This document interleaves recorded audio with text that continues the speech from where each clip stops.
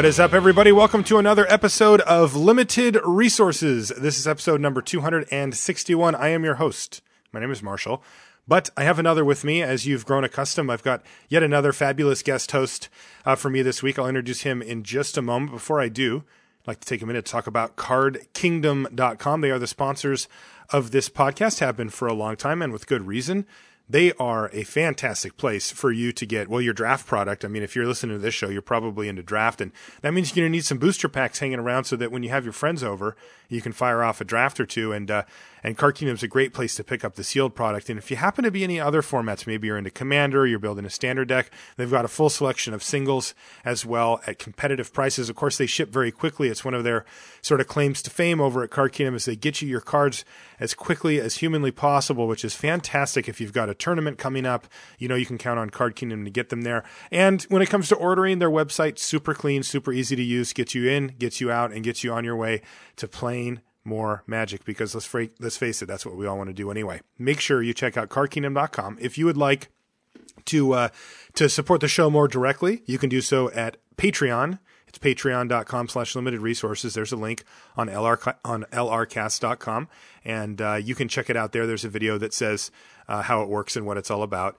And I certainly thank everybody that is currently a patron of that. That is great. All right. I have a couple of crack-a-packs in front of me and a whole lot to talk about, but I don't have anybody to talk about it with, so I decided to bring in my friend and your friend, Brian David Marshall. BDM, what's up? Hey, Marshall. Happy to be here. Welcome. You are back in the greater New York area, and I'm back in Seattle. Is it raining there? It is threatening to snow. Threatening to snow. All right. Well, it's just raining here. We were both in Ottawa. It feels like mere hours ago. It was about a day. I feel like I must have left some of me in Ottawa, because I definitely don't feel all the way here yet. Yeah, I feel like a shell as well. I'm just the travel can get you, and it took me all day to get home. But it ended up being an exciting tournament. It was limited, so it was something that pertains certainly to the listenership and to your interests and my interests as well. And maybe we'll even take a little bit to chat about that in a minute. But for now, I've got a pair of crack-a-packs in, and BDM, I'm going to pick your brain. Okay. You kind of had a legendary appearance here on the podcast a few years ago when you came on to talk about the spider spawning deck in Innistrad, and it felt like that kind of coincided with LSV writing about it, and the next thing you know, you just could never draft the stupid deck again. Yeah, and we ruined it. We did ruin it, but I mean, it was kind of like people caught on to the fact that you were on that you were ahead of the curve on that. And I think that I want to pick your brain to see kind of where you've pushed, what directions you've pushed in, and what you've found, what's working, what's not working for Khans. And then I know you've been cubing a fair bit on the Legacy Cube, and I have as well. And so I wanted to get us chatting about that. And my idea for the show this week was basically just, so BDM and I talk all the time. And when we do, we usually talk about drafting and cards and all that kind of stuff. And I just felt like it would be fun to invite the listeners in to have one of our conversations, and we'll use the crack-a-packs as conversation starters. But if anybody has ever seen BDM and I together, we can talk forever. So we'll just give you a little snippet of what it's like, probably with a little less swearing than we normally would fly. Not quite exactly. No, we're both kind of sailors when it comes to our language. But I want to start off with a Khans of Tarkir crack-a-pack, and this one was given to me actually at GPLA by my friend Jimmy Wong. And you may know Jimmy from two different places. One of them is Video Game High School. He is an actor in that. So if you're a fan of that show, he's on there. He plays Magic, and he plays so much and loves it so much that he's even started a podcast with Josh Lee Kwai, a friend of his, and it's called The Command Zone, and it's about Commander. Highly recommend the podcast if you're into Commander. It's high quality. They bring good guests, good topics every week, and it's real interesting, and they take a cool approach to it too. So The Command Zone is where you go for that. But he gave me a pack, so let's crack this thing. Let's see what Jimmy provided. Got to smell it first, and that smelled nice. All right, first things first. Tygom Scheming. I have yet to play that card. Yeah, that says a lot. I haven't. That's the card. I can envision a lot of scenarios around that card, right? And ultimately, I just see myself not. it's like the worst vampire tutor of all time, right? Yeah, it's just the worst. It sucks because I agree. Like the potential before we saw the rest of the set was like, look, there might be a deck that wants this. Probably not, but if there is, it's going to want this card pretty badly. And it turns out that you can get this effect other ways, and you just don't need to play junkers like this one. Right, but the ability to set up a treasure cruise, like to find and set up a treasure cruise, or the ability to find and set up a dead drop, seems like, and you know what? And there are people out there. I'm not going to shame them publicly, but there are some people out there who have that in their range for Khans Limited. All right, but well, you know you'll what? have to tell me the blacklist. It's still going to be there nine picks from now. So yeah, exactly. We certainly don't have to take it here. The next card is Trumpet Blast. Ooh. That card just won a GP. Yeah, it sure did. I've died to that card and killed a lot of people with that card. I had it at the PTQ I played in a couple of weeks ago, and the thing's just an all-star. I mean, you need the right deck for it, but when you have that deck, and Trumpet Blast is pretty high on your priority list. Yeah, I mean, it was funny. We just really saw that like combo from Seth Manfield, who won GP Ottawa, where he had Barrage of Boulders, and would cast Barrage of Boulders with a Ferocious trigger, and then Trumpet Blast, and it was just like, okay, I just have this 2-card combo, and I'm going to kill you. And then what was kind of cool is also we saw like he could do Rush of Battle before the Barrage of Boulders, also to set that up there. So it was really, I felt like all stuff I knew, right? But like actually seeing someone like pull that deck together and really just build really tightly down on that concept, which is what Seth did. Seth's like, oh, this is going to be my deck. This is how I'm going to win. You see, again, don't need to pick up Trumpet Blast here, but a card you've certainly like earmarked maybe for like, you're looking at an aggro card and you're like, oh, maybe I get a Trumpet Blast ninth pick out of this pack. Yeah. And one of the things that happened to him in that draft was he had 2 Hordling Outbursts. So like, let's say we thumb through this pack and we get to the back and there's a Hordling Outburst. Now, all of a sudden, I'm thinking I might be able to get this Trumpet Blast back. And that's the kind of combo that can just end games. Right. Yeah. Right. Next is Enoch Bondkin.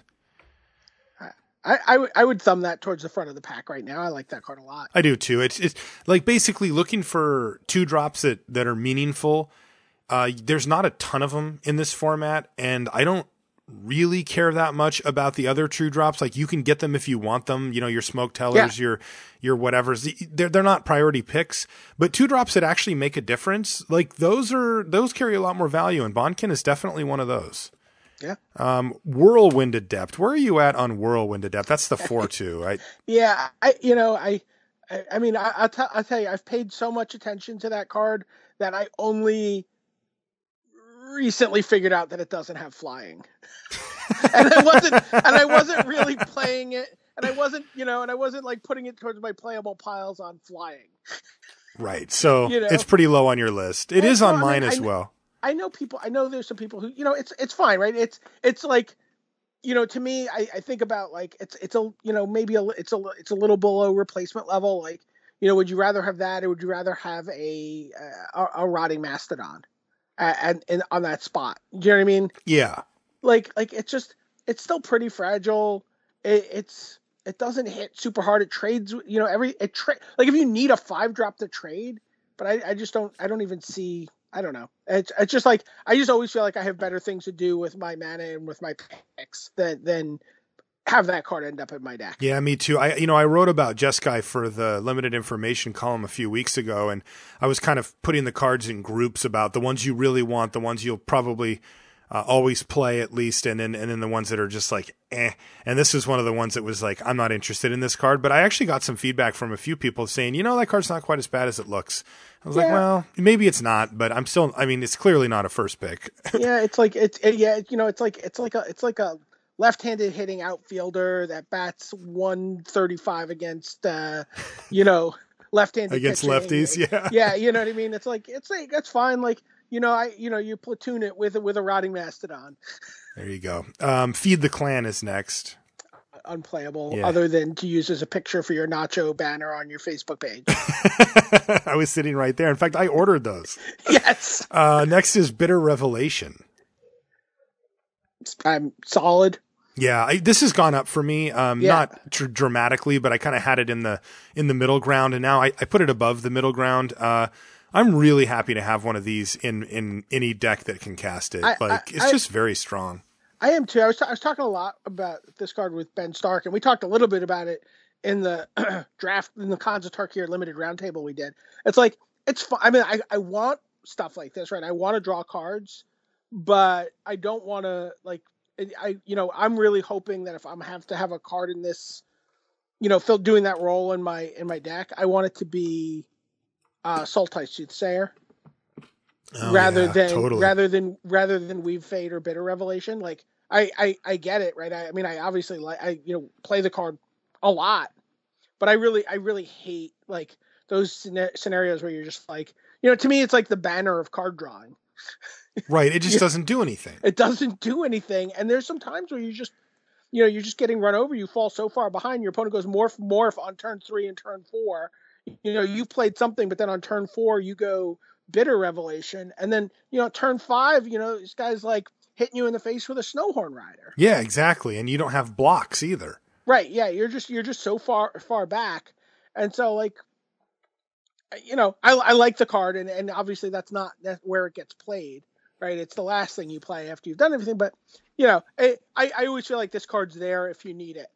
I do too, or some type of card draw. But if I'm going to play a pure card draw spell, that's the one. Is that in Treasure Cruise that I like? Yeah, well, what I'm really hoping for is just a Treasure Cruise, right? Like, just trade. Just like, build my board every turn, and then at the end of it all, just come up over the top on my opponent with a Treasure Cruise. Totally. Kintree Warden. I've played a fair amount of those. Yeah, I'm sure you have, because it goes pretty well in the Secret Plans deck, right? Yeah, it's fantastic in that deck. I mean, all you really want is just like cheap, like you just want morphs to trade. Again, you don't want to, fall behind on the board if you don't draw your Secret Plans. You just want to, trade those cards. But like, and if you do have a Secret Plans, you just need a critical amount of morphs, so that you're just blocking up the board with your 2/3s. Right. And this one actually, interestingly, so it flips up just for G, right? So that's good. Yeah. And then, so you can get your card out of it or whatever. And of course, it's just a 2/2 as a morph, which is fine. But then it's interesting because I've put it in my Secret Plans decks as well, just for the fact that it was like a morph that I could flip up for cheap. And I thought, absolutely, as long as I keep the cycle going. But I've actually been a little surprised. It's decent. Like, having a 1/1 regenerator for colorless, for 2 colorless mana is actually better than I thought. Yeah, it blanks a Woolly Loxodon, right? Right. Which makes me mad because I love Woolly Loxodon. Yeah. I mean, we saw that happen a couple times during the GP. Yeah. Where it's like, oh, okay, so now, Neil, it was always Neil, right? Yes. Oliver, his Dragonite Savant is nerfing the Snowhorn Rider. Right. His his Kintree Warden is nerfing the Woolly Loxodon, and now he's unmorphing something else, and he's drawing a card, and then he's finding his Water Whirl or his removal spell or whatever it is he's looking for. Right, and it's all about going long, right? I mean, if you get a Secret Plans going, and we saw him almost deck himself, like you can do that. So right, you end up right, and the thing in that deck is you end up having so much mana.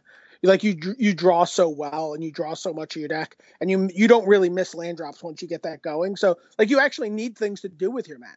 Right. Exactly. So being able to tie a creature up with that guy is awesome. But again, he is not he's not even a you're not even going to pick him 5th or 6th, right? He's back of the first round, beginning of the second round. Oh, he's in the caboose. Pack. Yeah, there's no doubt about that.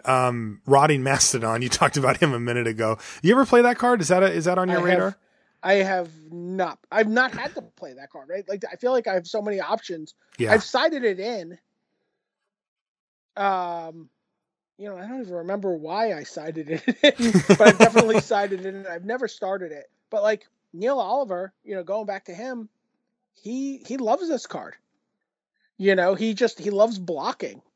And he's one of those guys. I like blocking too, but come on, like we can't do better than Zombie Elephant.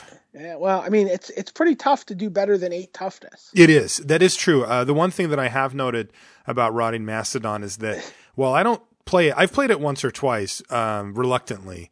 But while I don't normally play it because I don't think it's good enough, I have noticed that when it's on the battlefield, it's like, God, that's huge. Like, that's just massive. And the 2 power really does matter too. Like it prevents a lot of attacks that you would normally be able to get if it was like a 1/8 or something like that. It's weird.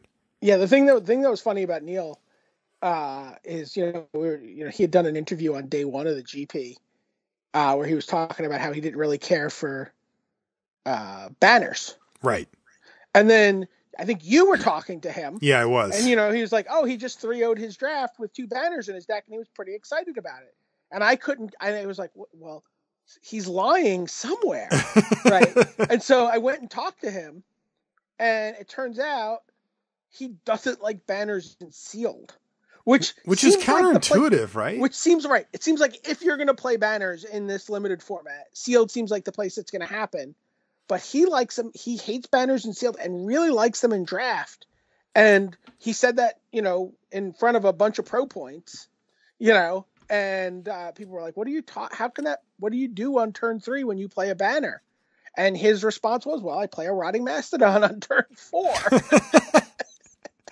I mean, you got to respect that. Yeah, it was funny. I talked to him. And by the way, we are talking about Neil Oliver. I had him on the show for an episode. He was very well received. And he got second at the GP last week. And if you guys missed it, almost won himself a Grand Prix. And it was a great finals, too. Yeah. Against Seth Manfield. It was just two. I mean, you were talking about, going deep on decks. Right. And like where and I think you can look to both of those decks in the finals as kind of like blueprints that you could architect a draft around. Yeah, totally. Yeah, totally. And those are decks that are very conceptual. Like it's like, this is the thing that I'm doing and I'm going to do this well, and they really, really pushed hard in one direction with not a lot in between. Yeah, you and I have talked about like architect versus gardening in draft before. And it's like, it was great because like you have 2 examples of that. You saw those guys go, okay, this is what I'm going to do. But then you also see someone like Sam, who was the consummate gardener in this format. Right. Sam Black. Yeah, Sam Black. Sorry, I should be more specific. But I digress from the rotting mastodon. I'm not taking him. Yeah, we're not taking him. Now here's the same converted mana cost for a card that's also gone up for me a bit. Throttle. Yeah. I like Throttle quite a bit now. I mean, look, it's never going to be, amazing. We're in a brave new world where we don't get good removal anymore. But Throttle, tends to get the job done against most creatures, and if you combine it with combat, it can kill basically anything in the format. Right, you could kill a mastodon with that thing. You can, and people don't realize that. Yeah, it was very funny. There was actually a misplay on camera where Pascal Menard, who eventually won the game anyway, but like attacked with a 6/6, his own 6/6 swarm of bloodflies. His opponent was at 1. And his opponent, Abzan charmed to exile the swarm of bloodflies. Yeah. And he could have countered it by throttling his swarm of bloodflies down to a 2/2. How crazy is that? And you could see the instant he didn't do it. Like he was like, okay, put it in the yard, put it in the exile, and then he was like, no, Yeah. As soon as he had like kind of like, acknowledged that had happened, he realized he had made a mistake. It's just one of those, super corner cases. But if those that would have won him the game on the spot, right? He gets in for 2 and that's it. Yeah. But I mean, the thing to me right now is I just think all the removal is so much better than any kind of like just mid-level creature. Right. Like because all the creatures in this format, like, They bounce off of each other generally. They do often bounce off each other, and then the ones that don't have some type of evasion, and Throttle kills all of those. Right. We just go, you go up. So it's just like, my creature's never going to really negate your creature. Right. I don't really come up over the top on your creature. The creatures have like this weird parity in the format because of Morph, right? They're all either 3 drops or 5 drops. Right. And they just kind of bang into each other a lot of the time. Yeah, I've seen that too. They either trade or bounce often. Yeah, Throttle's gone up. Scout the Borders. I love Scout the Borders. This is a BDM card. Where are you at on this? I really like it. I like it in a lot of different decks. I mean, well, not a lot of different decks, right? I like it in Sultai and I like it in green black. But I think it's done less for me than I was expecting it to do when I first started. Like I definitely drafted that card more aggressively in my early drafts of this format than I do now. Yeah, I got an email from a listener, and he was watching us on the Pro Tour. And he said, you said that on the air that Scout the Borders was, I think you said it was Demonic Tutor and Dark Ritual. Yeah. Seething Song. Yeah. Or Seething Song, sure. Yeah, I loved that. He's like, what did he mean by that? I'm like, sit down, son. Yeah, let me tell you about BDM. Yeah. Well, I mean, but it is true. The problem is what we talked about before with banners and with like, I just, because your opponent's going to make a 2-drop and a 3-drop and is going to have another 3-drop on turn 4. Like, it's so difficult to cast that card and not be advancing your board. Like the time where I really like it is I actually really like it where you're like play a morph and then on turn 4, scout the borders for a land and play like Hooting Mandrills. That's actually the best sequence I've seen. Right. I've seen that pretty often though. Like that happens a lot. Yeah, you can do that. I mean, it's you just need enough things. You can't play that. I don't think you play that card just for value, right? It has to be value and synergy. Yes, it does. You're not using it just to search. I guess you get no value for it. It's just a 1-for-1 if you don't, if you don't have that. Yeah, I mean, I guess the value you get is that you get to, sort of sift through and find your best stuff. But right. But that's not enough. You're right. Yeah. But if you're getting the mana out of it, the card's playable. It's my 23rd card for the set in a set where I'm playing 18 lands every time. So it's just like, it's a fine card. I have no problem having it in my deck, but I just always seem to be like, well, I guess Scout the Borders again, and it goes into my sideboard all the time. Right. That's where it ends up for me a lot of the time. I mean, it's not because it's 22nd, 23rd card, 22nd card, really. I guess when you're saying 23rd card, you're saying you're not playing it. That's right. Yeah. For me, it's a 22nd card. All right. So it's right on that border. All right. We're into the uncommons now. Okay, good. Ooh, geez, here's a good one. This has not been exciting so far. No, so far I've got Enoch Bondkin, Bitter Revelation, Throttle pulled aside, which is not exciting at all. But this which would be Enoch Bondkin to me, I think would be where I would start. I think so too. Yeah, I think so too. But this one's great. Bellowing Saddle Brute.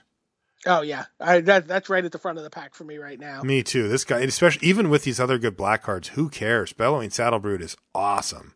Yeah, and I mean, I tell you, I'll play that card. I don't have an attack here. Okay, lose 4 life and put this giant monster down that you can't get past. Yeah, and it dodges Throttle, and the card is so good. I've been really, really impressed by that card. Yeah, me too. Front of the pack. Next, Death Frenzy. Oh, see, I like Death Frenzy a lot. I think I like it a lot more than most other people. You main deck it all the time? Almost always. Okay. Yeah. See, I mean, it depends. I can't decide.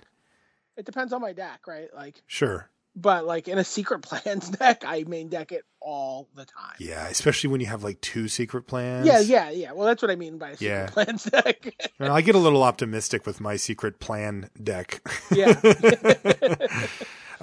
Okay, so Saddle Brute, and then we've got Death Frenzy. But you like Saddle Brute better than Death Frenzy, is that right? I do. I as a first pick, first pack, I definitely like Saddle Brute better. Okay. Ooh, here's another good one.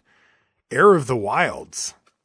Oh, that's right. That's right at the top for me. Wow, yeah. Bellowing Saddle Brute, Heir of the Wilds is a really tough choice.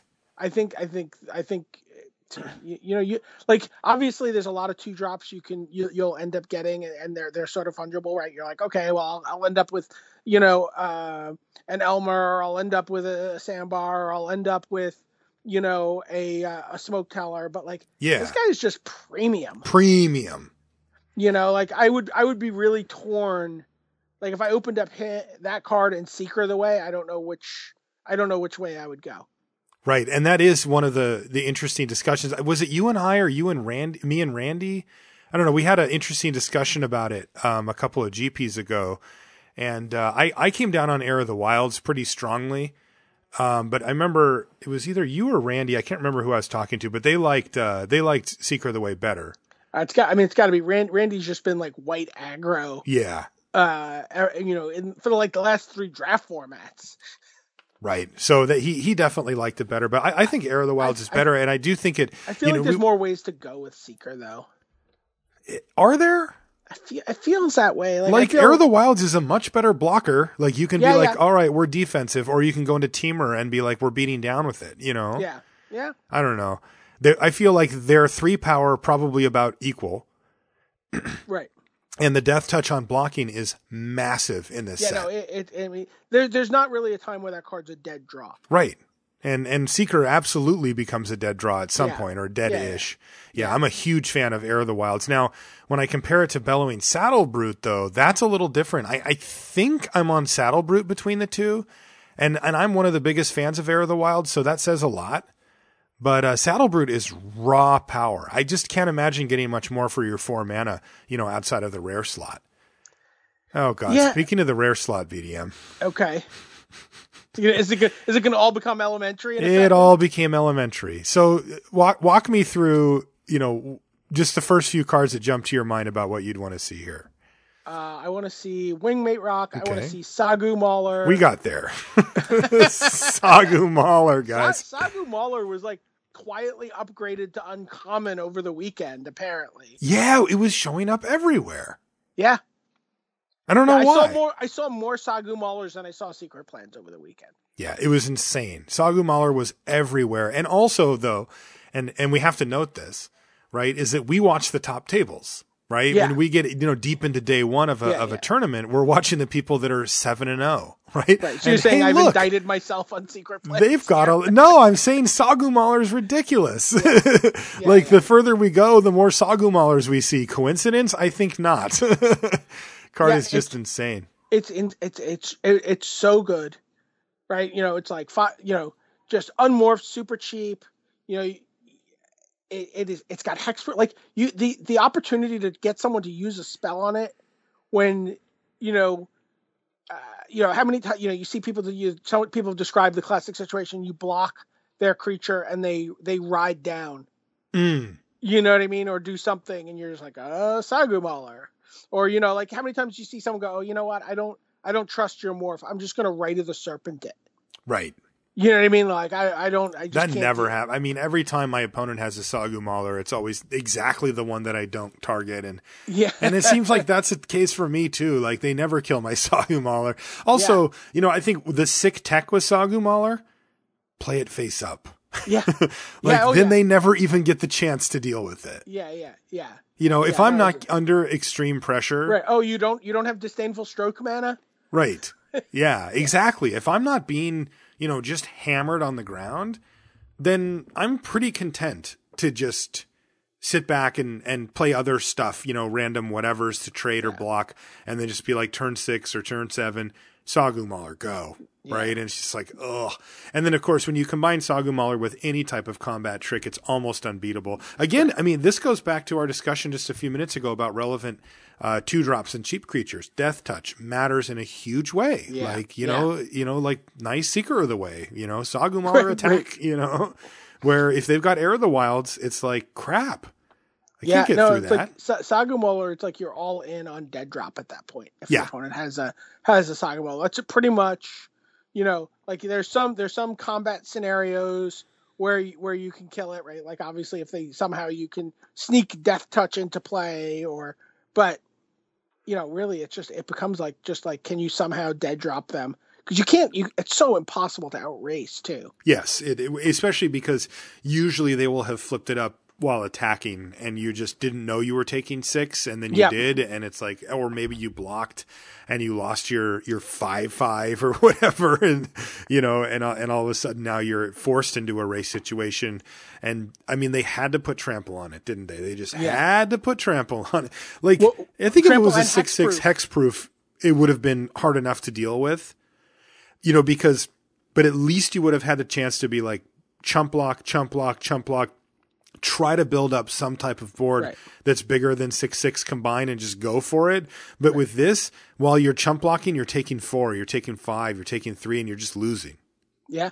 No, it's would you ever pick, like in some bizarre scenario, would you pick Wingmate Rock or Sagu Mauler? Probably Wingmate Rock. Like, it's just the best card, I think. I think so too. Yeah, I think like High Sentinels of Erishin is a little better too. Like, single color certainly matters. How about Sarkhan? Yeah, definitely. I like both of those two flyers better than Sarkhan. I think I take Sagu Mall over Sarkhan. Oh, but Sagu versus Sarkhan. Oh, that's interesting. Yeah, I think I have Sagu Mauler ahead of Sarkhan. Man, I probably do too, but honestly, that's as much a color consideration. Like, I'm not in love with red. I play it; it's fine. Like, I'm not saying it's like terrible, but like, I'm in love with blue green. Yeah. I want to play that in this set. Story of my life, Marshall. Yeah. Well, I know you are. I'm following the way here. All right. So what I'm going to do, though, is I'm going to throw you a curveball because we're both picking Sagu Mauler, not remotely. So I want to know, though, Bellowing Saddle Brute or Heir of the Wilds? Let's say it was a junk rare here. I probably take Heir of the Wilds. God, I think I take Saddle Brute, but man. First of all, I really want to be green. Mm-hmm. I really, really want to be green. I kind of want to be Teamer or Sultai.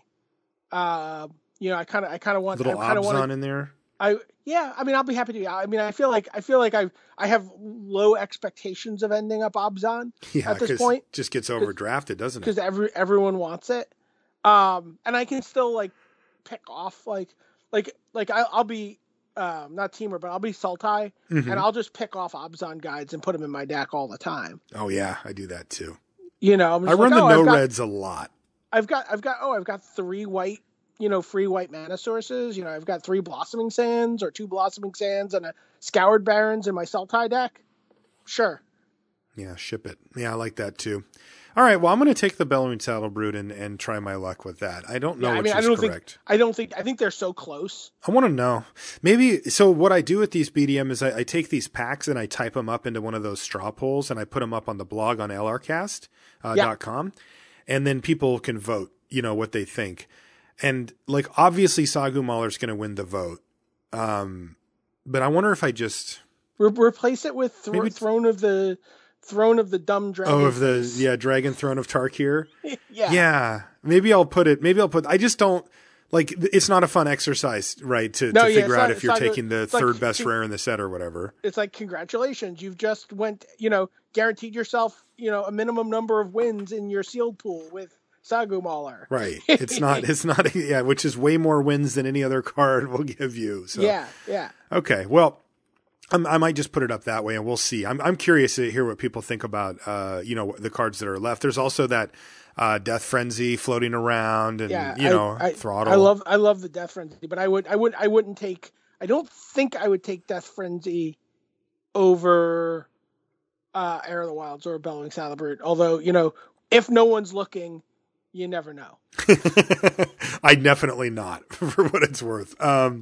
All right, I've got another Crack-A-Pack for you here, BDM. All right. This one's a little different of a take, though. I feel like this one's going to be tougher. This one's going to be. I don't know, actually. I took it from a draft that I did. Okay. So, and actually, no, I know what I picked. I forgot for a minute, but now I know. But I thought it was kind of an interesting pack, and I did this draft earlier today, so I thought I'd throw it at you. It's from the Legacy Cube. That our friend Randy Bueller has re-engineered on Magic Online, and we've both been enjoying it and playing it quite a bit. And you've definitely, kind of figured out some stuff. So I want to know where you're at with it, and I think a Crack-A-Pack's the best way for me to get that read on you here. So without further ado, here we go. I'm going to be reading each of the cards, skimming over them just for people that aren't familiar with some of the older cards. So first up, Angel of Serenity. So 4 white for a 5/6 flying. When it enters the battlefield, you can exile up to 3 other creatures from the battlefield and or graveyards. And when it dies, they go back to their owner's hands. Is that where they go? Wow, I haven't played that card in a while. Yeah. So, is that a thing for you? It's a super powerful card. I don't know that white is what I want to do with my first pick in a cube. Yeah. What about it? Like, is this a card you want to reanimate? It gets to stay in the graveyard. Like, it doesn't do anything silly. It's certainly a swell reanimation target. I don't think it's where you're starting out. Yeah. Looking for reanimation. It's fine. I mean, I probably underestimate the card because I just haven't. It doesn't end up in the decks that I draft generally. Me neither. All right, next we've got a pair of planeswalkers. The first one is Koth of the Hammer.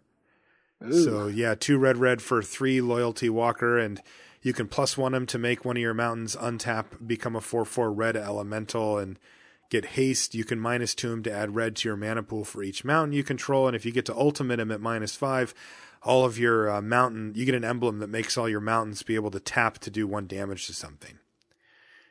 Perfectly fine, curved topper-ish in the mono red deck, and then it even makes the cut in a few other builds as well. Yeah, I mean it's kind of a weird card, right? Like first pick, first pack. It's kind of like a soul check. To see if you have one? Correct. That's great. Yeah. Because let me ask you a question. Uh-huh. You draft your deck. You draft a sweet brew. Uh-huh. Right? You're like, oh man, I never saw this interaction before. I can't wait to play this. And your opponent wins the die roll, keeps their hand, and goes mountain. I'm just puking. What do you think of this person? I think they have... Not as a Magic player, but as a human being. Yeah, no, of course, as a human being, right? I think they have no integrity. I think they have no redeeming qualities. Yeah, they hate fun. They're not worthy of human affection. Yeah. Well, they probably don't get much of it. So. No, they probably don't. No, but whatever, right? I mean, Koth is good and powerful. Pickable for sure, but yeah. I don't know. The next one is Sorin, Lord of Innistrad, if you remember that one. So this is 2 white black for 3. You can +1 him to make a 1/1 lifelink vampire. You can -2 him to get an emblem with creatures you control, get +1/+0, and you can ultimate him to destroy 3 creatures or planeswalkers, and you basically get them. That costs 6. I love planeswalkers in the cube. Mm-hmm. Is this one of the ones you want? I really like the tokens decks in general. Oh, okay. And black-white is definitely where you want to be for tokens, right? Black-white, right? There's Lingering Souls, there's Bitter Blossom, there's there's Raise the Alarm. Right. Yeah. Well, I don't. It's funny. I don't love Raise the Alarms as much. I mean, it's fine. What about Spectral Procession? Spectral Procession, I really like. Yeah. I really like. We were just talking about the card. I don't remember its name yet. It's one of the new cards that came out of Commander. Oh yeah, let me grab it for you because it's brand spanking. It's Hollowed Spirit Keeper. Hollowed Spirit Keeper. Yeah, I'll read it. It just keep an eye on this card. Spoiler alert: it's not in this pack, so I'm going to read it just so people know what you're talking about because this is one that you and I are kind of like, over the moon about. Yeah. So Hollowed Spirit Keeper is 1 white for a 3/2 with Vigilance. Which is nice. I mean, look, it's a cube. This isn't what I want to be doing, but if you're on the mono fair deck, this is great. I mean, 3 power, Vigilance for 3 mana. This guy is nigh unblockable because... Yeah, because when he dies, you get X 1/1 white spirit creature tokens with flying, where X is the number of creature cards in your graveyard. So if your opponent wraths with that and 2 other creatures in play... and there was nothing else in your graveyard, you'd get 3 tokens. Yeah. Ugh, that's scary.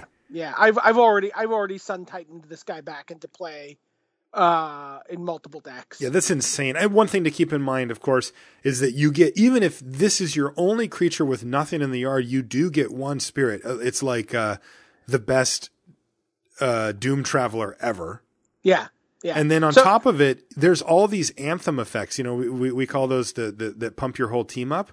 And there's tons of them in the queue. Yeah. Like Sorin, for example. Right. I was just going to say Sorin's a great one. And Sorin also, has that sort of like the Planeswalker check of, hey, it makes a guy that helps defend the Planeswalker itself. Totally. In an empty board or relatively, midland board. Right. You're like, okay, I have this guy I can just throw in the way here. Perfect. So I consider Sorin Lord of Innistrad more like a an archetype planeswalker rather than a raw power level planeswalker. Yeah, Like if I'm playing 5 color, I'll probably play him, but like he's not one of the ones that I'm really looking for, right? He's not Karn or Tamiyo, right, who just sort of take over. He's a lot more like incremental and kind of nichey. Yeah, I mean, I would love to see him in a you know, opening up a pack where I've got like a black white kind of, or even a white. Because a lot of times with the weenie deck, I'll be like, I'll try to stay as one color as possible and see what happens. Mm-hmm. You know, and like, oh, I got a Sorin, great. Now I'll play black white, or I got this Mana Leak and this Condescend and this Venser. I guess I'll be blue white. Try to stay as open for as long as possible. I played a white weenie deck yesterday. I 3-0'd an 8-4 with talk about Cody. I had Gaia's Cradle. In your white weenie deck? In my white weenie. Well, it was awesome, right? Like, I mean, because I had things like Sun Titan in there. Oh, and wow. Then I had one guy I was playing. He just had like the rampy wall deck, and I sided in Craterhoof Behemoth against him. Oh my god! And I got it off. On a Cradle. Your 2-card combo. That was the only way I could do it. But it was like, the games were just going super super long. And you needed some inevitability. And I just wanted some, and it's like, oh, okay. I had Sun Titan so I could get Cradle back. I had Sun Titan so I could like get my Hallowed Spirit Keeper going, all this kind of stuff. And then, so. Now, this next card, I want to know if where you're at currently in the cube, if this is friend or foe. Wrath of God. Yeah, I've been shockingly control-ish. I've definitely played blue-white control in this cube more than I've played it in past cubes. So friend, but you know what? It's like, man, there's so many of them still. Yes. Right, there's Damnation, there's Wrath. I think there's Day of Judgment still. Yes. There's Martial Coup. Yes. There's Supreme Verdict. Yep, it's in there too.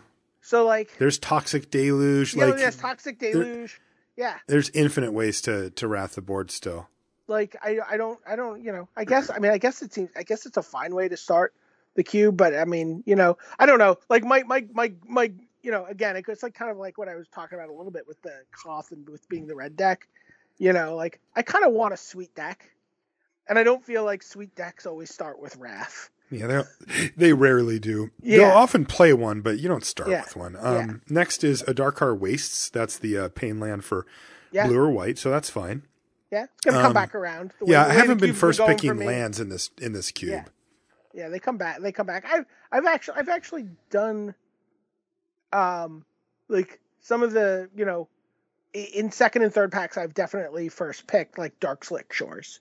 Or something that, like a land that's going to come into play untapped for me and give me my second color or even my third color sometimes. Sure. Next is a card I don't know if I've ever played in cube. It's Aether Vial. Yeah, I'm not going to read it. Yeah, it's really good. I don't know. It can be. I'm always so like aware. So like when you played in Constructed, right, you put 4 of them in your decks to give yourself like this great chance of having it on turn 1. And when you play Cube, like you randomly sometimes have it, and then that's one type of deck. And then other times you don't have it and you draw it later and it's garbage. It is the poopiest of poop draws. Yeah. At that point. Yeah. I just don't see why I need to do that. It takes so many turns to be relevant. Right. The uncounterability aspect of it just isn't quite as strong. Like there's some decks where that's good, but like if you're playing a constructed format where everybody's on blue or counter spells and you can go turn 1 Aether Vial go, like you're off to a great start. And in Cube, it's like sometimes they go turn 1 Plains Savannah Lions and you're like Aether Vial go. Like it's not dead, right? I mean, I'm not saying you could, that there's not worse, but like that's not good. That's not what you want to do. Right. I don't know. I'm kind of out on it. Yeah. No, I don't think I've ever played it in the cube. I've lost to this. I could see siding it in against a deck that literally just countered every creature I played. Yeah, because there are those people that'll get that mono blue, just all the counters deck. Right. I guess if I played against the Isochron Scepter Essence Scatter deck, I might side it in. Yeah, there you go. Frontline Medic is next. He made it. He's in the big time. 2 and a white for a 3/3 with Battalion. Whenever him and at least 2 other creatures attack, they all get indestructible, and you can sacrifice him to counter target spell with X in its mana cost unless his controller pays 3 colorless more.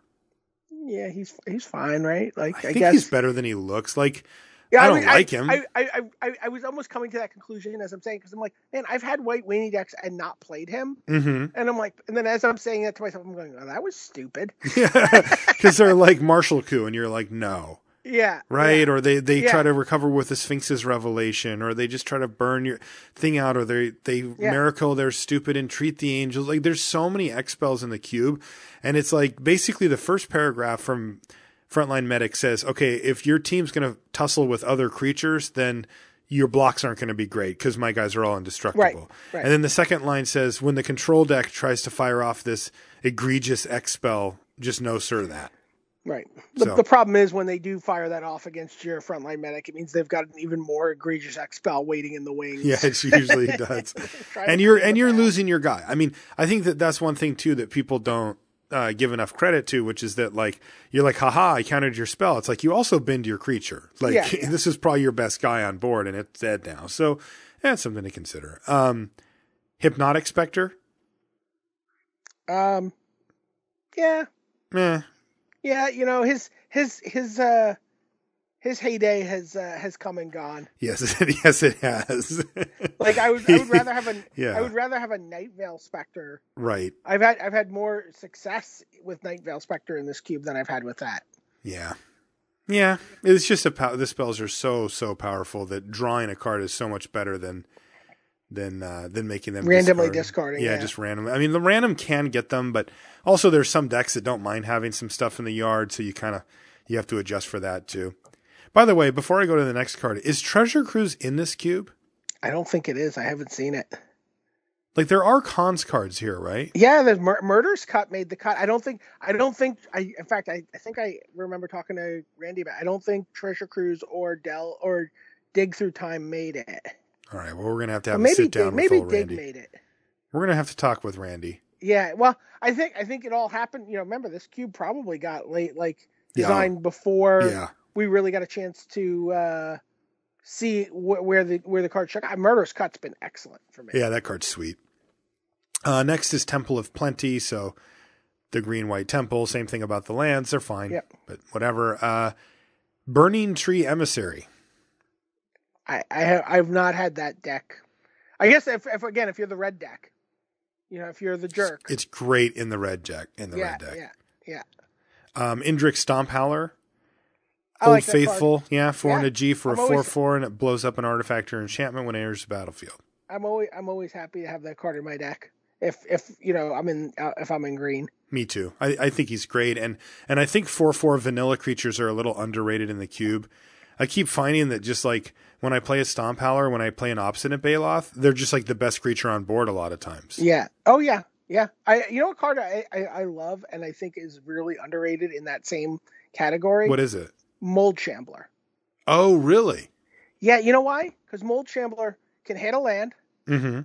Can hit, the artifact or enchantment, but can also hit a planeswalker. Yeah, destroying a planeswalker is such a big game. Like, I mean, it's you're taxed more heavily for that flexibility, right? It's like 6 mana, to play it. But man, it's that guy is like a really sweet get out of jail free card sometimes. Yeah, I've seen that too. And you know what? You do get that flexibility back, right? Like, because you can just play it on turn 4 if you don't have anything else. Right. Yeah. And like, let's say you're playing against the mono red deck or some white weenie beatdown deck. Like, you're really happy if you can slam that on turn 4 and get some blocks going. Yeah. What is this? This next card, I've never even seen it. It's a Scorched Rusalka. Oh, sure. I mean, this seems like a crappy Mog Fanatic. Yeah, that's Scorched Rusalka. What was it? Oh, no, sorry. I misread it. All right, I'm going to read it. It's red for a 1/1 spirit. You can pay red and sacrifice a creature. No, that's a lot better. Scorched Rusalka does 1 damage to our player. That's awesome. So you can just turn your board into like a lava axe kind of. Right. It's really good in the red. It's really good in the red deck. It's probably going to come back around to you after you take your Burning Tree Emissary or your Koth. Yeah, you're going to go Koth into one of those too. Yeah, I mean, this is actually a pretty good pack for the red deck, right? Like, especially like a tokeny deck, right? What's that? Like a token. Well, yeah. red like a Boros tokens. Or yeah, like that. exactly. Like you just start swiping them. You could make something like a what is that called? Mog War Marshal. Yeah, something like that. But even if you're just like the mono red deck with just like 12 creatures or whatever, just that reach of being able to, throw a couple guys at you seems fine. Yeah, it does. It really does. And it's just a body. If you don't get the the jackal pup type creatures, it just it comes down and gets in there. Sure. Into the Royal is next. 1 and a blue for an instant return target non-land permanent to its owner's hand, but it's got kicker of 1 and a blue, and if you kick it, you draw a card. I love that card. Me too. I love that card. Always find a good use for that. Always find a use for it. Probably always pick it a little more highly than I need to. Not first picking it though. No. It's not ahead of Sorin for me right now, which is where I think is the top card in the pack so far. Okay. Next is Mole Drifter. All right, we've got a new front runner. 4 and a blue, 2/2 flying.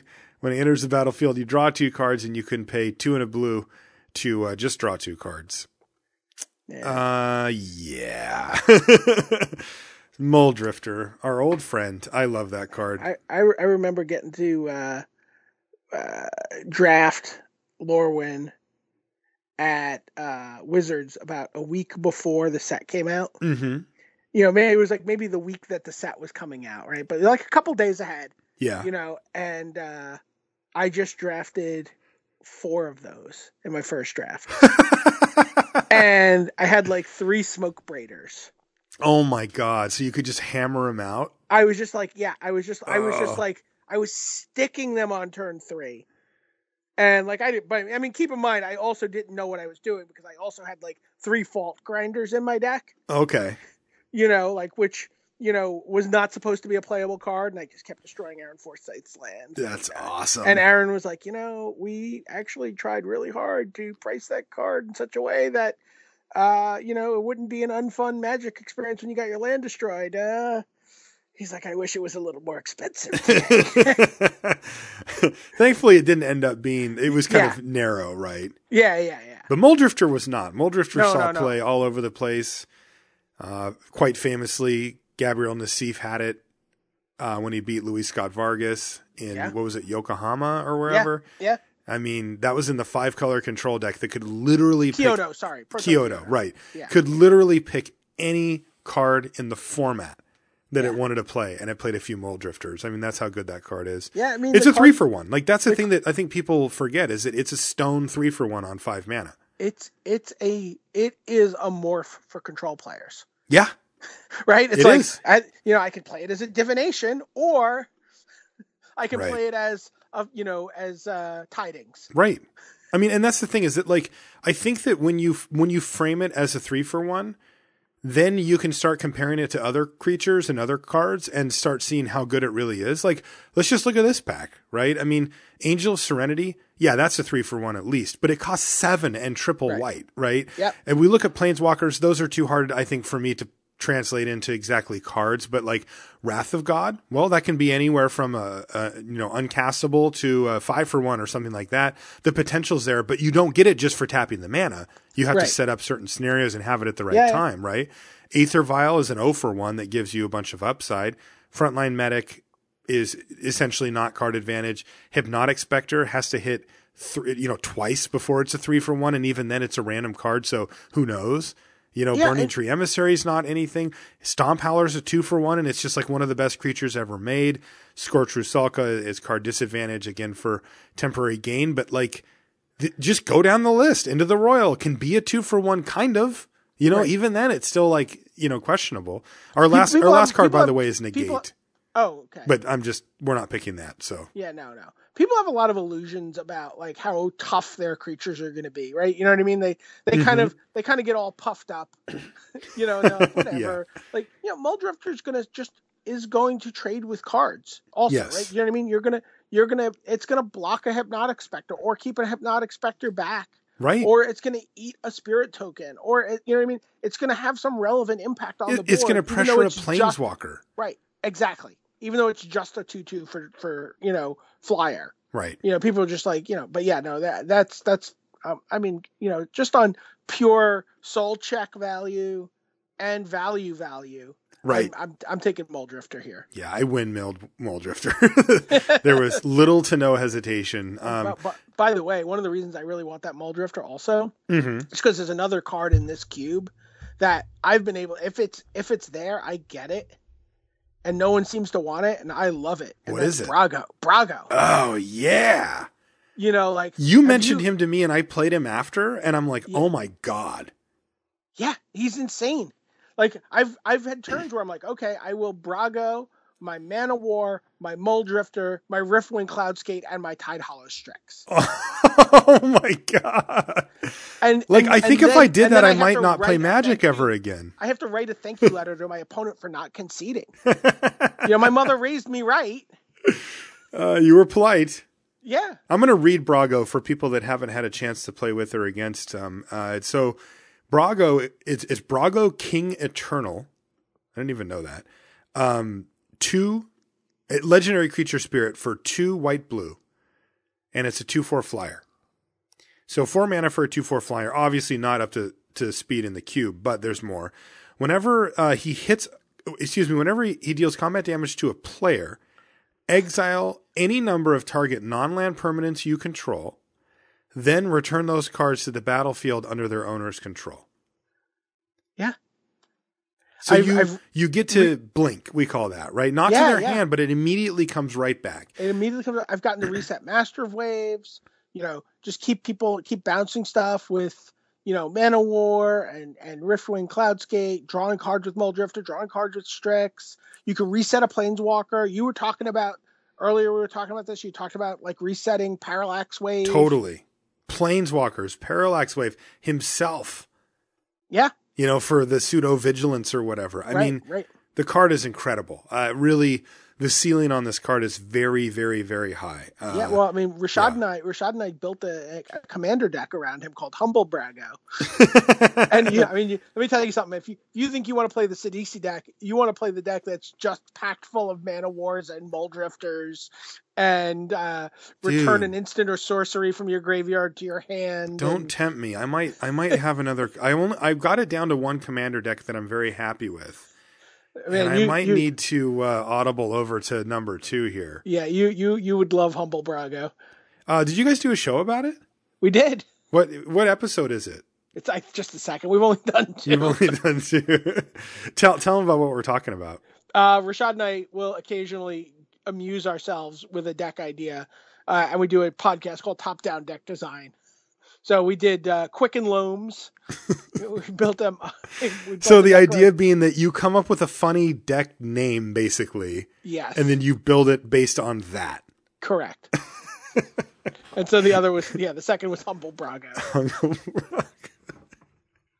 Well, the names are great in any case, but we're working on Harold and Krumar go to White Castle next. That's our next deck. We can all sit on the edge of our seats, waiting for the next top down deck. Well, we might keep it top secret for a modern PTQ season. Oh, there you go. I like this. Now, so what else have you been up to in the cube? You said you've been liking some control decks, which isn't normally your bag. Have you ventured into aggro? Like, where have you been at? So every time there's a new cube, the first thing I try to draft is the red deck, just to see, just to know my enemy. You got to know. I got to know. And the red deck actually felt like, it didn't feel like the super aggro-y version that's kind of like had you on your back heels, in past formats. God, it sure felt like that when I lost to it today. Yeah. I mean, I think it's there, but I feel like it's steeper odds for you to get all of it. Okay. Do you know what I mean? I feel like it's not as, you just don't have the same density of cards where, you know what I mean? I feel like everything needs to be there and you just need to run a little good for it to come together super aggressively. Okay. Yeah. Before it was just like almost all interchangeable cards and you would just have to pick the red one out of the pack. Right. There was a few traps. Yeah. It feels a little bigger to me now. It feels like a little bit like a little more mid-range, which is what Flores has been drafting for the most part, right? He loves that deck. He loves it. He loves Zealous Conscripts and storm breath dragons and Hell Riders. Whatever is there, right? Like that's what he wants to do. But he wants, and he wants to play like pristine talisman to get the, you know what I mean? He wants to, banner into his rotting mastodon. So what about control? The control decks have been, I think, a little more like the Brago deck than a traditional control deck. Again, really just like bouncing stuff, trade wind ridering, a handful of counter spells, couple of key, a Journey to Nowhere, a Path to Exile, not really wrathing, like more like controlling, taking control of the board with my creatures, just bouncing stuff and drawing a lot of cards. But Brago's really been the way I've been doing that. I mean, that sounds like a pretty sweet deck. Yeah, it is pretty sweet. My favorite deck I've drafted has been the Recurring Nightmare deck. Yeah. The second deck I drafted in this format. Was it green black or what colors? No, it was blue black. Oh. It was it was blue black / blue devotion.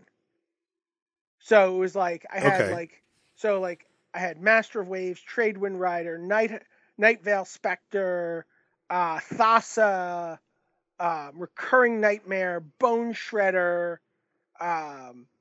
just like Riftwing Cloudskate, just like the whole package. The whole kind of mid-range tempo stuff where like they can never really get their feet under them.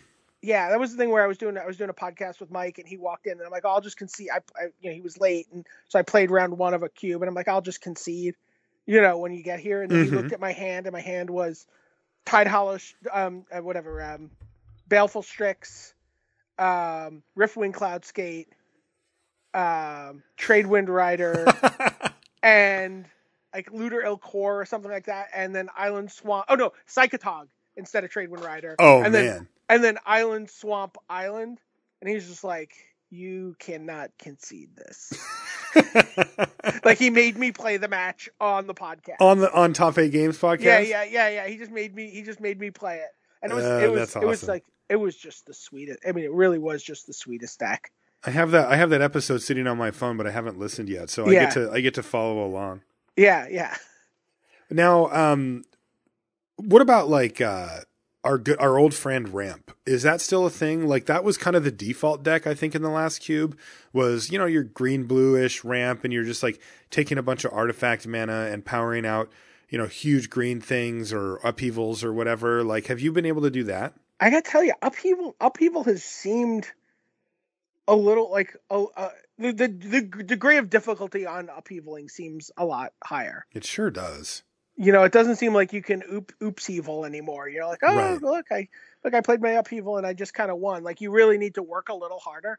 There seems to, Jiraga Tree Speaker is still there. There's still Arbor Elf and Sylvan Caryatid and there's a ton of green Ramp creatures. Right. The things that seem to have changed are the artifacts. Right. There's Grim Monolith. There's Basalt Monolith. There's Thran Dynamo and Worn Power Stone and Worn Power Stone. Okay, so that's about the ones I've seen. But again, I mean, people are just like taking right. There's not as much just redundant pieces as there were. That's the thing. Right? Like there's no Sol Ring in this one. No right? Sol Ring. There's no Sol Ring. No Mana Crypt. No. Nope. So like no Moxen, of course. Right. So you're you have to put a much bigger. Well, I guess right. It's the Legacy Cube, so you just have to put a higher priority on those cards. I feel like, I just don't. Yeah, I don't feel like you get that critical mass. I mean, I lost to that deck today, right? I had someone, just like power out a Karn against me, like Arbor Elf, Caryatid, and then whatever the first turn you could play Karn Liberated after that was. Mm-hmm.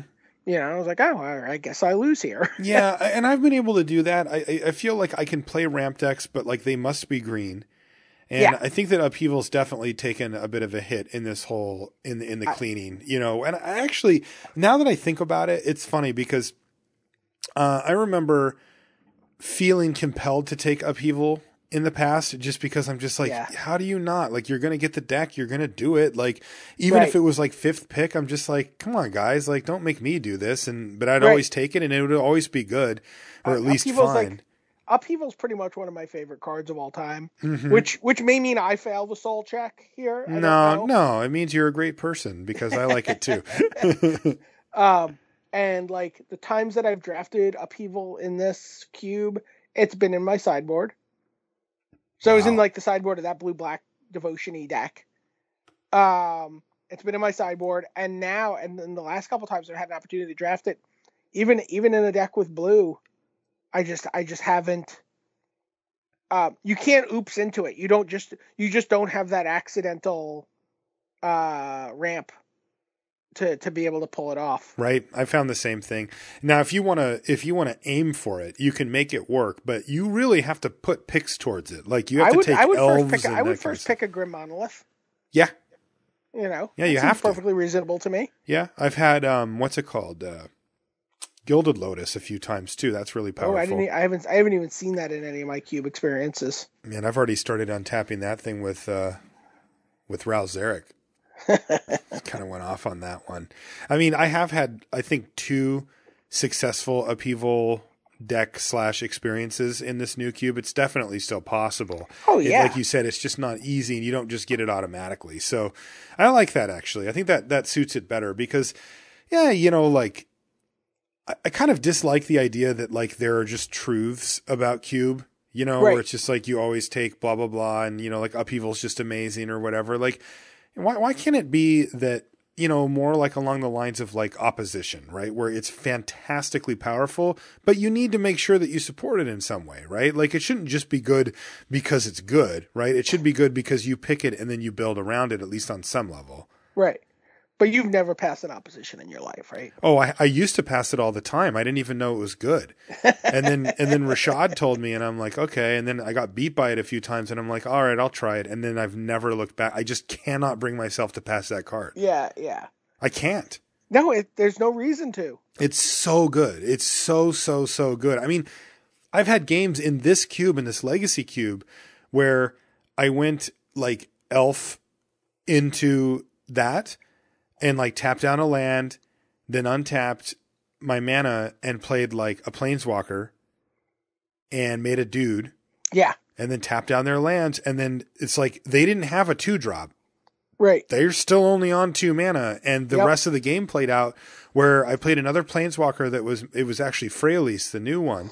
And my opponent never got to have a main phase where they got to tap mana. I mean, just like I was in heaven. It was the best thing that's ever happened to me. I love our arbitrary valuation of the human soul in Magic. Yeah, I know. It just like I did the exact same thing that the mono red deck's trying to do, but I feel like I'm clever, so therefore it's righteous. I returned all your permanents to your hand, right? And I had floating mana, so I can deploy some. Right, and I get to play my land first. There, I pat myself on the back. Yeah, it's kind of ridiculous. Have you had a chance to play Freyalise yet? I haven't. I definitely had it played against me, and it was you know, like the whole. I mean, like with all planeswalkers, right? Like the game just kind of warped around it. Yeah, and that's what I've found. I've played Freyalise twice now, and she's fantastic. I think that the thing that we haven't seen, at least either ever or recently from a planeswalker, is one that comes down, pluses to make a creature to defend itself, and it's +2. Like, she outraces onslaughts very easily. Like, what's her ultimate?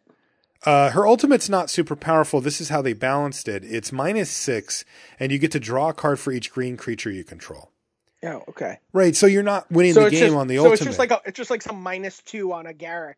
Right, -3. Yeah, it's -3 on not Big Garruk, not second Big Garruk, but third Big Garruk. Yeah, and you know, and that's, you know, whatever, equal to the highest toughness and or highest power on creatures you control, but whatever. I mean, she spits out Llanowar Elves, and then you can draw cards with her if nothing else is going on. But even then, I've just found that just making Llanowar Elf every turn is just insane. Like it adds up your mana, it chump blocks, it attacks, it holds equipment, it works with what opposition, like we just talked about. Like you just got so many options with that. it seems fine with upheaval too there. Also not bad with upheaval, though they do die, which is whatever. Shocking. I just want some mana to play something while you're discarding 9 cards. Right. I love that part too. All right. What about cons? You and I talk all the time about what we're up to in the format, but the listeners don't get a chance to hear what you've been up to. I'll often reference it on the show, like, oh, BDM said he played this or whatever, but hearing it from you is always better. What have you found, somewhat recently about cons as a format for you and any niche archetypes that you've been experimenting with? Obviously my big expenditure of energy in the format has been like the morph decks. The secret plans? Yeah, I love secret plans. I like Trail of Mystery. I just love that, just having, look, all my morphs are 2/3s, and then I love draw. You watched me play that deck. I did a draft. Yes, I couldn't pull myself away before the Grand Prix, and just was, got 2 secret plans in play, and the game just it was you almost can't even help but play sloppy because you have so much stuff going on. It becomes a mess. You're like, oh god, I'm drawing so many cards. I hope I don't die. I haven't even thought about whether or not I'll deck myself. Yeah, totally. We watched Neil Oliver do that. It was like, is he? I mean, he clearly had the plan. He knew he had 2 bounce spells that he was digging to. But it was like, holy crap, he could deck. He could deck himself here. He was probably if there'd been 1 counter spell or 1, feat of resistance from his opponent, probably would have just died to decking. Yeah. Yeah. Turns out it's not a May ability on secret plans. Oh yeah. No, I'm well aware. Yeah. You find that out when you get the second one down and then it starts going. That deck, I have to say, has been my favorite deck to draft of it. I mean, you were on secret plans from the very get go, and I was way more skeptical. I didn't like Trail of Mystery from the beginning. I remember, I think, wasn't it your preview card or something? And I was I'm not excited. I don't get it. Why do I want to do this or whatever? And then secret plans. Do you not love Borderland Rangers? Yeah. Just okay. Yeah. I mean, it was something that I guess one of the reasons I like it. I mean, even though Trail of Mystery, I'm a little cooler on than Secret Plans. One of the reasons I like it is I really put a priority on Abomination of Godol in my all my morph decks. I love that guy. So you need food for it. You need food for it, and just the idea is even if it's just Secret Plans, you just end up with so many cards in your hand and more lands than you could possibly get into play. Right. Do you know what I mean? Yeah. I guess for me, always want that way to, sort of cash those lands in for new cards. Right. I mean, I think the problem I had with Secret Plans is or not Secret Plans, excuse me, Trail of Mystery is I like the fact that it costs 2 because I plan on doing other stuff on 3. So that was good. It's 1 color, so that's easy. But the thing that I didn't like is I love Borderland Rangers in general, but I don't like having to pay another card to make my creatures into Borderland Rangers, and I don't like it that there will be the occasional time, which does come up, where I don't have a morph, or I had 1 morph, and the entirety of my experience was getting a random basic land when I cast my morph. That's not enough. And then on top of it, when you draw, what's it called? I keep forgetting it. Trail of Mystery later in the game, it's often too late, right? You've already played your morphs, and now it doesn't do anything. But then, and I did not see this immediately, but Secret Plans, on the other hand, is completely different in that way, because I'm very willing to spend a card that says your morphs get +0/+1. That's, worth at least a third of a card right there. Right. And then on top of it, I can draw it later and be like, oh, I still got 2 morphs or even 1 morph face down, because then what happens is something very special. You start chaining it together. You flip up a morph, you draw an extra card, you draw your card for the turn, and hey, look, there's a morph. And then you play the morph, you flip it up, you get to draw an extra couple of cards, and you just start chaining morphs together over and over. And next thing you know, you've won the game, and it's given you a complete game plan. When I look at a card like Trail Mystery, I don't see a game plan. I see some sort of disheveled weird value that's just well, okay, I'll take it, but do I really want to spend a high pick and a whole card on this? No. But when it comes to Secret Plans, yeah, I do. Yeah. I didn't before, though. I have to say, you guys kind of turned me on to it because what's your morph count I was skeptical. On a deck like that? What's that? What's your morph count? Like, where are you aiming? Like, I've played it with 8 morphs, and I've been, like, not very happy about it, but, like, I'm not off the plan. I've also played it with, like, 12 or 13 or 14, just, like, all morphs, and then that's great. I want 12. Like, so I played... Is 12 your number? 12's kind of my number. So I was thinking 10. The deck I played the other day had 3 Mystic of the Hidden Way, Ice Feather Raven, 2 Abomination of Godol, Woolly Loxodon, Kintree Warden, Monastery Flock, 2 Sagu Archers, and a Dragon Eye Savant. That deck was insane.